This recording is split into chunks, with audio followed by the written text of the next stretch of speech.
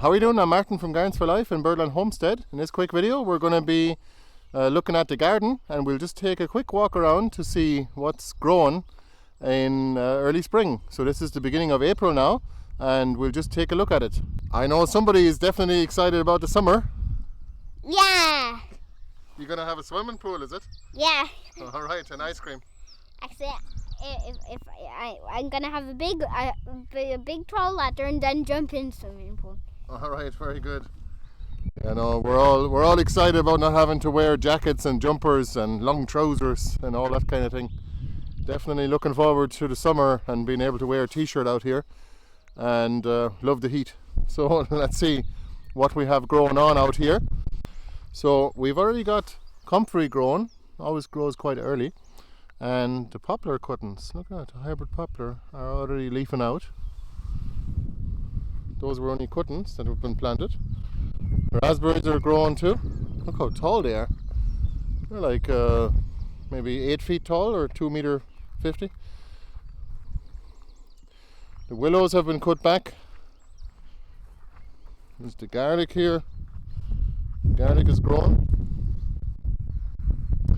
These are the willows.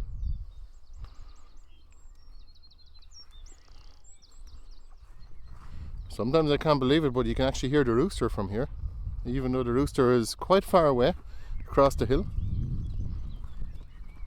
That's our rooster at the homestead. Look at the rhubarb. The rhubarb is growing strong. We can definitely use some of that at one of our winemaking workshops. So we have some country winemaking workshops coming up too, and lots of other gardening workshops and homesteading introduction and all that kind of thing. You still looking for Easter eggs? Mm-hmm. I don't know if the Easter bunny was here. He may have been, but I don't think he was. So you can see here the path is completely mucky, so we're going to turn this into a garden. We're just going to cover it with compost. Probably use a bit of cardboard on top too, just to get rid of the grass, and then put the compost on top. You see the chives here. They always go to flower and they make for a lovely salad addition, and you can put them into scones too. So this weekend and next weekend actually we have Mehel coming up, so that means that people can come here and help us in return for experience and free cuttings, and hopefully have a good time and network with other gardeners too and homesteaders. You can see the sun garden, it's called that because it's full sun and it's beside the greenhouse, probably the warmest spot. Probably we'll finish off this on Sunday and just spread the wood chips here and basically plant a few more bits. And you can see the wind always blows the plastic around the place, but we're going to be covering that with compost soon now. This area here, we're going to remove the plastic and cover this in compost and make a new garden. The Paulownia tree has not woken up yet, but it's starting. Look at that, leaf buds are coming on.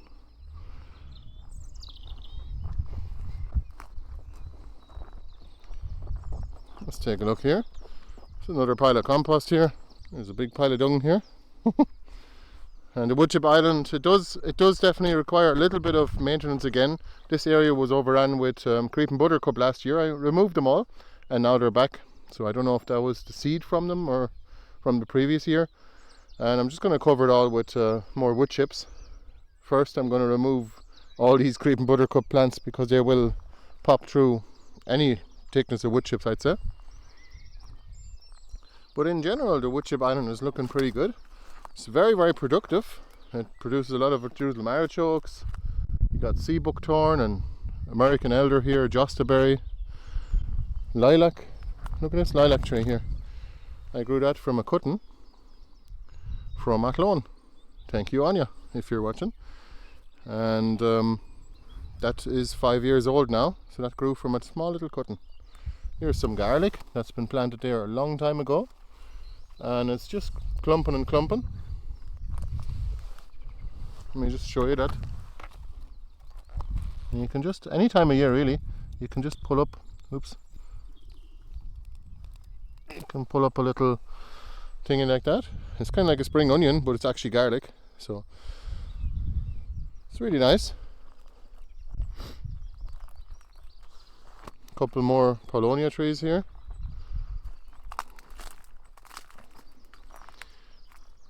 These are aronia berries.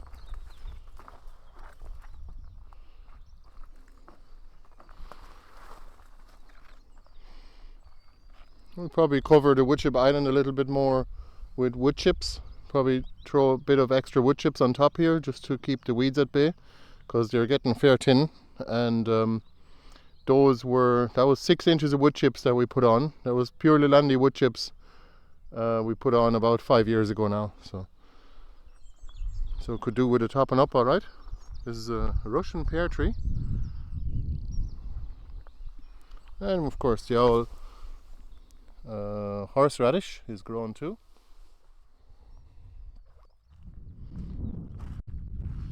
And this is one of our new gardens here.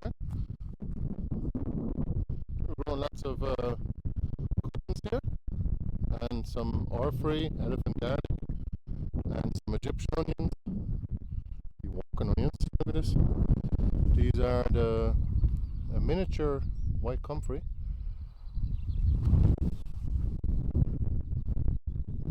I've been growing a lot of cuttings here, like all the different currants and willows.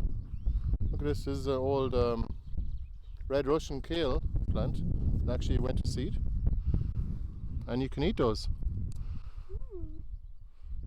I'm not forcing you to eat those, am I? No. So, Starving. yeah. It's just like broccoli. It's pretty good. In fact, I might actually grow red Russian kale instead of broccoli anymore. We have some compost piles over here that could do with a little weeding, but we're going to use those in the new garden. I want to show you the Jerusalem artichokes here too. Look at these. They're starting to grow now. So they're not going to be available on our website for much longer. So if you want some Jerusalem artichokes for this season, you better get those now, and we'll get those sent out to you as fast as possible before the season. Same as all the woods as well, all the cuttings. We still have willow cuttings too, if you're interested. Very few left though. This is the greenhouse. Lovely seating area here. We'll have a little tiny kitchen here as well, with some tea and coffee. Bit of extra space here too. Mainly for just sitting down. Jeez, the smell of that goji berry. I might remove it, but it is flowering. Look at the little flowers here. But it's not producing berries. Maybe it needs a pollinator. Would any one of you know whether or not goji needs a pollinator? That would be good to know. If you could put a comment below, I would highly appreciate that. This is salt bush.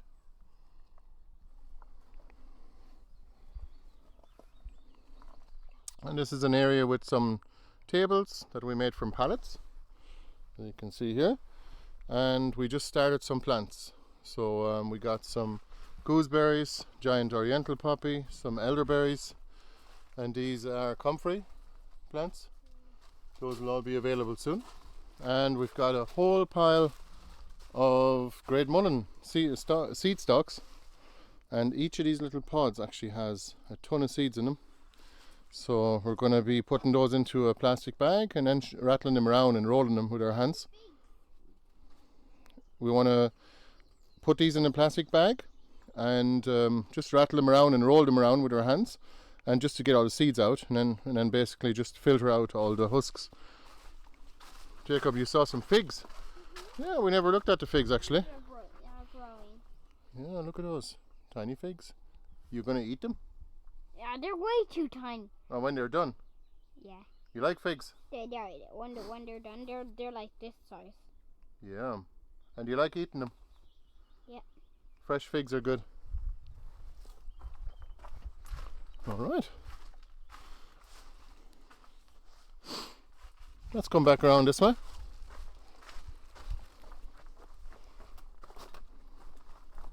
Here's a grape plant too, and another fig.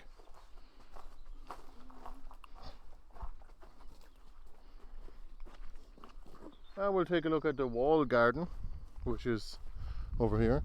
Don't want to make this video too long now, it's already 10 minutes.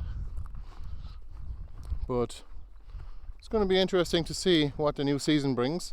Definitely got to do a little bit more weeding as well, pull up some of the nettles around here, but I've already done some of that here. So this garden is relatively clean except for the border here.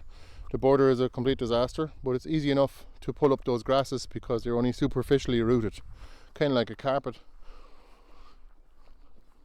This area here does need a bit of work.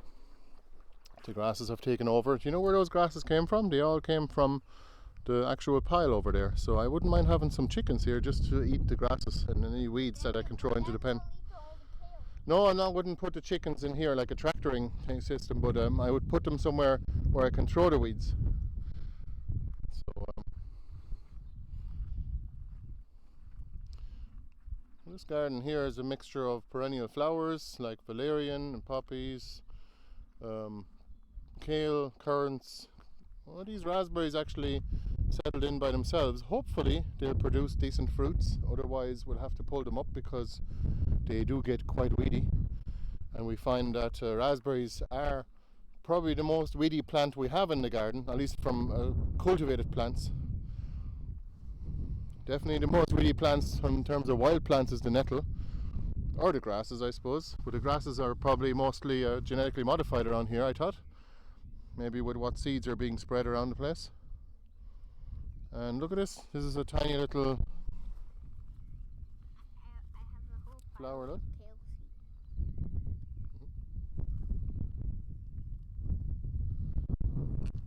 You're scoffing kale.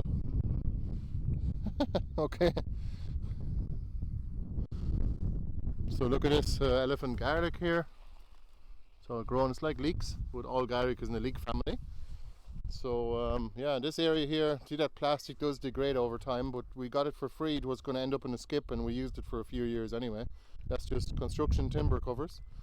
And this area here is going to be covered with plastic. I'm not going to bother weeding that. And this is where the Jerusalem artichokes grow.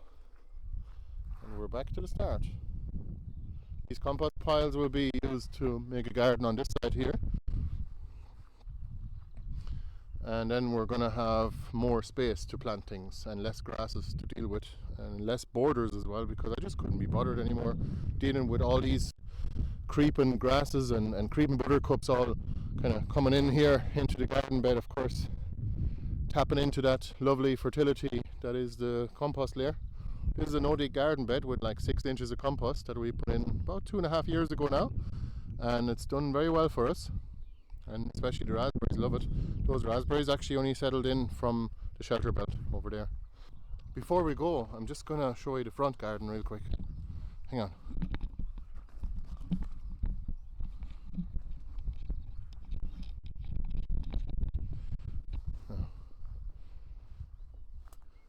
Again, look at the elderberry plants here. Huh? This one here. This one actually grew just from a little cutting, and it's only 2 years old. I think this whole garden is only like 2.5 years old now. It's definitely messy.